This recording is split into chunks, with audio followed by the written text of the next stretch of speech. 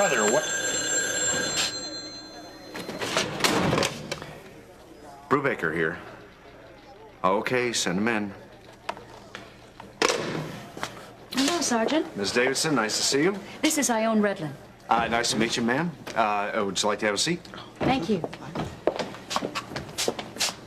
How can I help you, ladies? We're here about Miriam Mason. I called yesterday, remember? Yeah, that's the possible missing person, right? You haven't done anything about it yet? But it's been over 24 hours. Nobody knows where she is. Ladies, I'm sorry I haven't got started on this right away. You sure she's missing? I mean, you've checked with her friends, relatives, or co-workers? Everybody we can think of. She's been missing since day before yesterday. You see, Mrs. Davidson told Miriam yesterday afternoon that there was a letter from her son at the house. He lives in England. Now, she's been waiting many, many months to hear from that boy. Something must have happened to her because she never even came home to pick up the letter.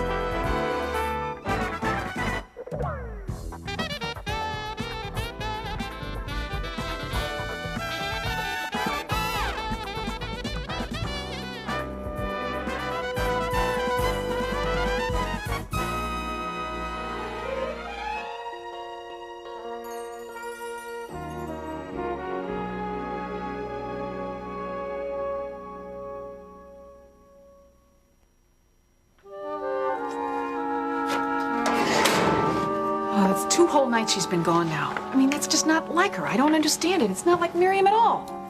Yeah, I'm going to see Brubaker this morning, get him working on this case. Something's wrong for sure. Well, it's just not like her to pull a stunt like this. I mean, she doesn't even cross the street without telling you where she's going. Gee, suppose she had an accident or something, lost her purse and... Oh, no. Something wrong? I mean, what if she's hurt and then nobody knows who she is or how to get in touch with us? I tell you, I think I'll ask Brubaker about that, too. I'm going to have him check the hospitals and everything. If something like that's happened to her, he'll find out. Oh, I hate to think. After I go to the police station, I got to go over to the courthouse. I got a hearing on the Delaney case, so I will not be back here till this afternoon. This afternoon? Well, you know how those things go. Oh, can I go with you? You know, I could take notes or something, practice my shorthand. Well, Babs, who'd answer the phone here? Hey, if it's that important, they can call back.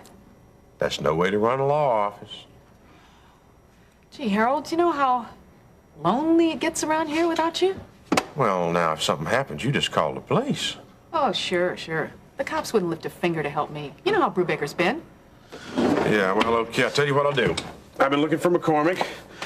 I think he may be over at the courthouse. I'll see if I can find him, send him over here to keep you company, okay? Oh, Harold, would you do that? Well, he's not much to talk to, but he plays a pretty good hand at gin. Oh, great. You haven't heard anything more about the prince, have you? No, I sure haven't, not a word. Well, I put those photocopies in a safe place. That is, I thought it was safe. The only thing is, Harold, suppose I just went to see the prince without the evidence. I mean, couldn't I just tell him everything that was wrong, you know, about Ronnie and all? Without proof? Nope, I don't think you'd get anywhere with a syndicate man like him. The chance I gotta take. What? Harold, I have got to find this guy. I mean, I just feel like time is slipping through my fingers and everything's falling apart. Babs, I don't think I understand what you're getting at. It's nothing, Harold. Never mind. Go on, Babs, what is it? No, really, it's nothing. Don't worry about it. Okay, I gotta go. But like I told you, I'll send McCormick over here if I can find him, okay? Okay. Are you all right? Sure, I'm all right. Mr. Brubaker, I want to know what you're doing to locate Miriam. Ms. Redlin, I don't want you to worry about a thing. We're going to do everything that we can to locate her, but first I have to get some information. Miriam Mason is Charles Carpenter's daughter, isn't she? Yes, she is, but she's been living with me since last summer. What's the address? 78 Lincoln Avenue. Uh-huh. Are you sure she didn't just spend the night at her father's, for instance? I checked over there. No one was home. You see, her father's in the hospital right now. Oh, he is? He had heart surgery. We haven't even told him that she's missing. And that's why you're making this report. Exactly. What about a job? Does she work? Oh, yes, she works. She has a part-time job down at the Planning and Development downtown. Right. She didn't come in yesterday afternoon, and she didn't even call. And she hasn't missed a day since she's been on that job. Now, as far as you can determine, who was the last person to see her? I saw her at the hospital. Her father's operation was just over, and I told her that she had a letter from Eric. That's her son. She was overjoyed. She said she had to wait at the hospital until she got a report on her father's condition. And then she was going to go right home and get the letter. Her son lives in, England, I told you. She hasn't heard from that boy Right. in over a year, and you don't know how long and hard she's prayed to hear from him. You know, ladies, the thought has just occurred to me that Miriam Mason may have just taken off and gone to England to visit her son. If she is Charles Carpenter's daughter, the expense is not going to stop her. Don't you see she never even came home to pick up the letter? It's still in my living room. It wasn't even open. Not only that, her father just went through a triple bypass operation. She would never have left him, not now. She wouldn't just take off like that. There's no telling what happened to her. Ladies, I want you to consider this last question very carefully. Is there anybody at all that you can think of that might want to harm Miriam Mason? Oh, she's such a sweet girl. I can't think of a soul who would want to harm Miriam Mason. Ms. Davidson? There is one person. My sister, Nancy Lawson. You're gonna have to grow up one day, Gil. Now, Marianne, don't get bugged. I know exactly what's bugging you. What's bugging me is that you're not getting the job done. Now, we've got a lot of new work, but you aren't staying on top of it. If you're talking about those measly schedules, I'll take care of them first thing today. Yes, okay? I'm talking about the measly schedules and the measly payroll, not to mention the measly city requirements. Like I said, don't worry about it. Well, I can't help it. No, if we don't get someone in here who can handle administrative details... Oh, no, you don't. No way. I want to give Russ a job. We need someone who... Look, if you can't take care of all this, you don't want to, fine. But we need someone on board who can. I've already told you what I thought about that idea. Forget that he's my boyfriend. Oh. That's the only reason you don't like him. That's not the only reason I don't like him. I got plenty of reasons. Besides, I already hired Peter Davison to take care of all this. Okay? That's only paperwork. And he's only part-time. Now, we need someone in here who has administrative skills.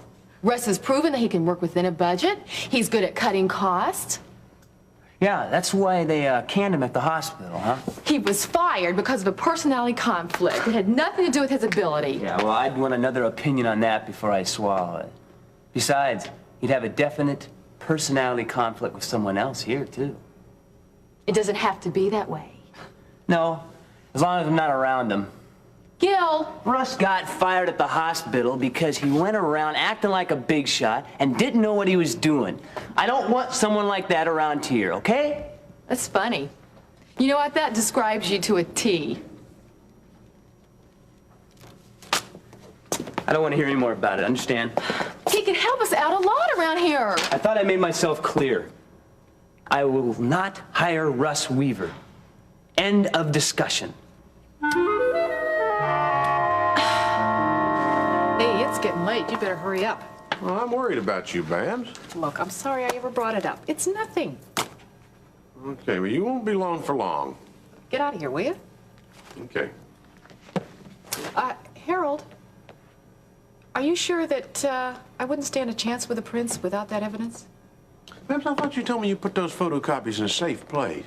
Well, I did. I mean, it was safe. Well, then why do you bring it up again? You still got them, don't you? Yeah, sure. Go on, go on. Okay. See you later. Right. Bye.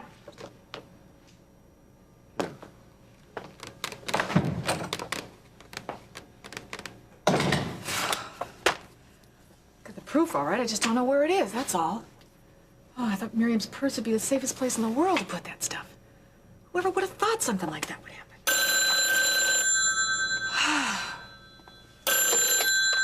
Harold Webster's office.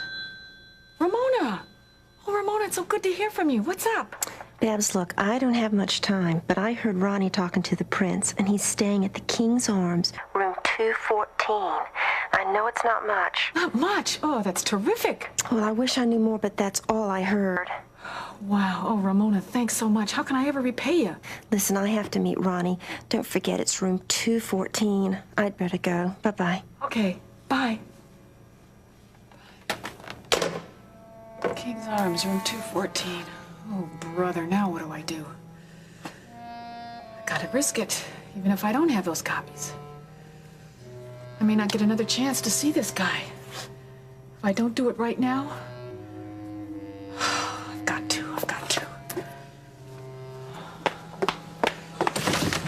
Oh, if only I knew how to pray. Well, Sergeant Brubaker, it's about time you called me in. Is it? Well, you've had my jewelry for over a month now. I mean, I hope you have it now. Well, I guess I have, pending Tab Barron's trial. That is why you called me in, isn't it? Well, as a matter of fact, no, it isn't. You low down. Miss Lawson, cool it and sit down.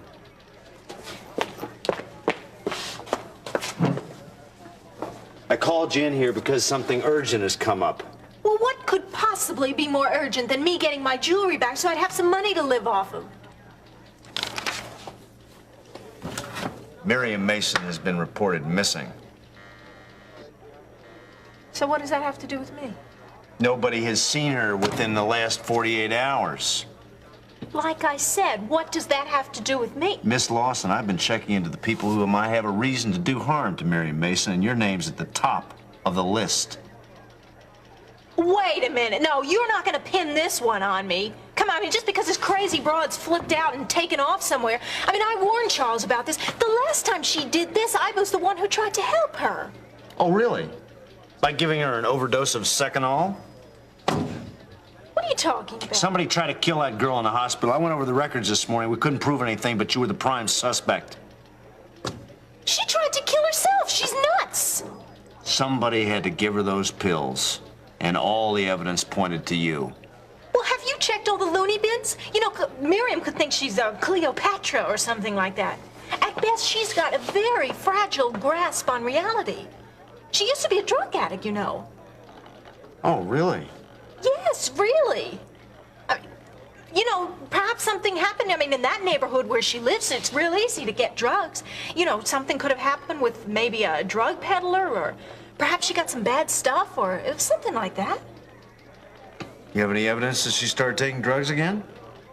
Brubaker, Miriam is not a normal person. I mean, anyone can tell that by talking to her. And so it's my opinion that she never even stopped with the drugs. She's just been putting on this act everyone would think she did. You know, Miss Lawson, that's a very interesting hypothesis, but it doesn't fit with the facts. And I do? When it comes to enemies, Miriam Mason had very few except for you. She tried to stop you from marrying her father, didn't she? I don't consider that any of your business. Until I find out where Miriam Mason is and what happened to her, I'm afraid it is my business.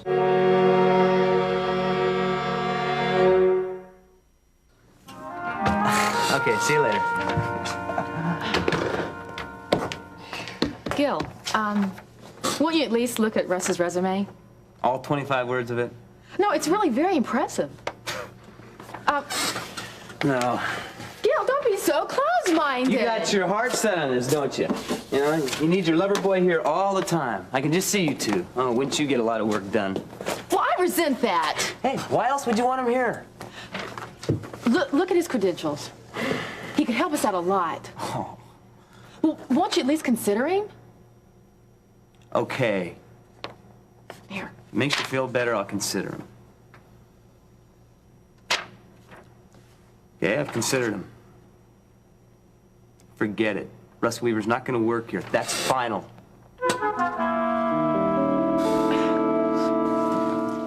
If you're accusing me of being a criminal, I think I ought to have my lawyer present. Miss Lawson, sit down. I didn't say you were a criminal. All I said was that I'm trying to find out where Miriam Mason is, all right? Well, I don't think I should be talking to you without having a lawyer here. I don't know where Miriam is, so, you know, I haven't seen her in a couple of days, and quite frankly, I couldn't care less if I... Well, I don't think I should talk to you unless I have an attorney here. I mean, who knows what kind of tricks you'd pull. Well, if that's the way you feel, that's your prerogative. Yeah, that's the way I feel. Yeah. He is. Well, send him in. Fancy that.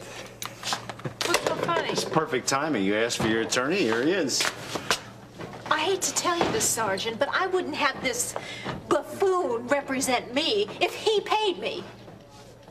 Yeah, we had a little falling out, Sergeant. What she says is true. She's no longer my client. Well, then what I suggest, Miss Lawson, is that you get in touch with your current attorney so that you and I can continue this discussion in his or her presence at a later date. But wait a minute. I don't even know what I'm being charged with. You're not being charged with anything. You're just one of the few people that has motive to do Miriam Mason harm. And I suggest that you stay in Kingsley so I can get in touch with you, understand? But what about my jewelry, Brubaker? That's for the court to decide. Good day, Miss Lawson.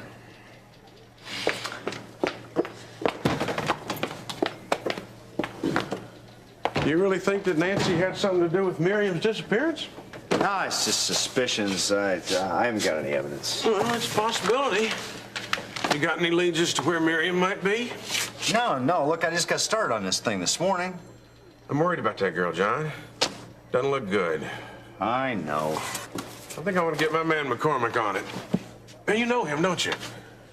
McCormick? Yeah. I suppose that we can use all the help that we can get. Well, I figure as Charles Carpenter's attorney and Miriam's friend, that's the least I can do under the circumstances. Well, thank you, Webster. And if you come up with anything, let me know, okay? Yeah, sure. But look, that's not what I came over here for, though. I want to ask you something else. Yeah?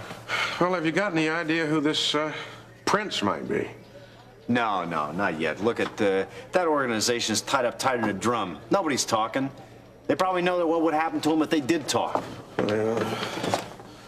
Well, look, there's got to be something you can do, Brubaker. I feel like Babs is a sitting duck. We can only investigate a crime after it happens. I wish it were otherwise, but we've got a lot of really important cases right now. What can I do? Well, maybe you can offer some protection of some kind. What, for the rest of her life? Look, let me give it to you honest and straight, Webster. The best thing Babs can do is to change her name, leave town, get a whole new start someplace else. The further away from Kingsley Babs gets, the safer she's gonna be.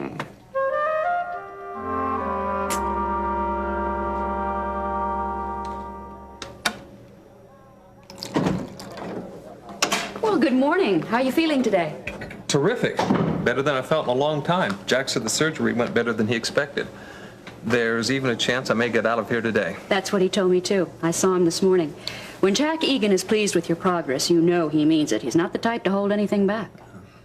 Now for the therapy. Well, we just have to wait and see. I know you're going to do just fine. How's Charles Carpenter getting along? Well, speaking in strictly medical terms, he's doing very well. Don't seem to be any complications in his recovery. The problem is he keeps asking for Miriam, and I don't know what to tell him. No word from her at all? Ione and I went to see Sergeant Brubaker this morning. Nothing. Yeah, let me guess. There's nothing he could do about it right now, right? Well, he couldn't start an investigation until she's been missing 24 hours. If the madman who attacked Lori got to Miriam, Lord help us all. I warned Brubaker. I warned him this could happen if he didn't get that guy off the streets. Ben, please, try not to think the worst. Well, how can I help it? You know, Terry, Lori and I are going to celebrate our first wedding anniversary next week. 1 year ago. My God, so much has happened. Yes, it has. I just want her to be well enough to come home for our anniversary. I want to celebrate that day with her in our own home, with you and Peter there, and we're all together as a family. Wouldn't that be wonderful? You know, I keep praying for the time when the past is gone and we can look forward to the future. When everything's back to normal again, and you can finally open the clinic in Chesterfield.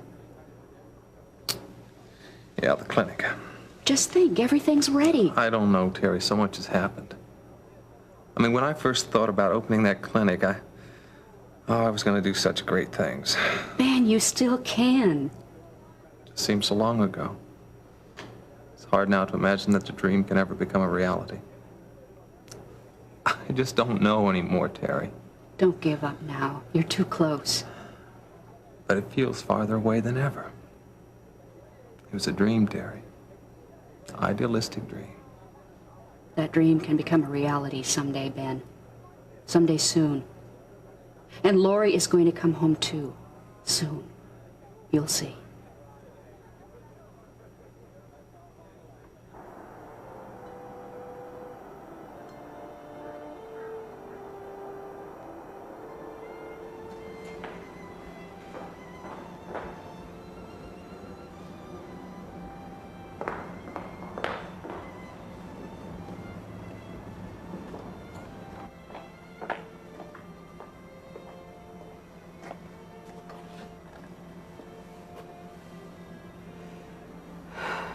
Here goes nothing.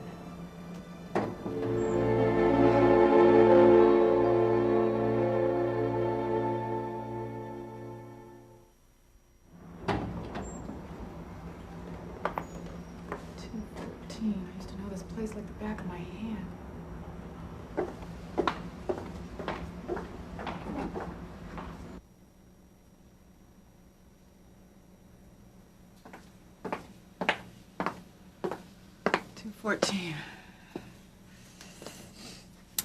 No guts, no glory.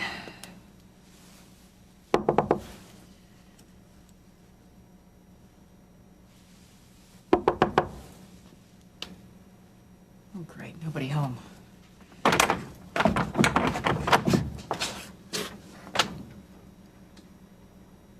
Harold Webster?